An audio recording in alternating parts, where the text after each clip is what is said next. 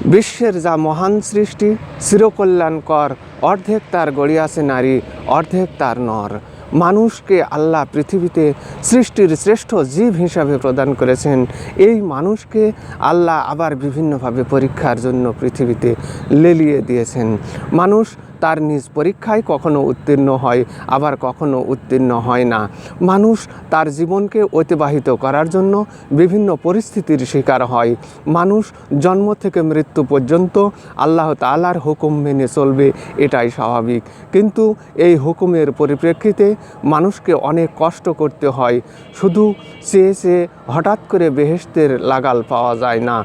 সুতরাং মানুষকে কষ্ট করতে হয়। বিভিন্নভাবে পরীক্ষার মাধ্যমে বিভিন্নভাবে মানুষকে আল্লাহ পরীক্ষা করে থাকেন। এই পরিস্থিতিতে মানুষকে আল্লাহ যেভাবে সৃষ্টি করেছেন এবং যেভাবে অতিবাহিত করছেন, তাতেই শুকরিয়া জ্ঞাপন করা উচিত আমাদের। আলহামদুলিল্লাহ।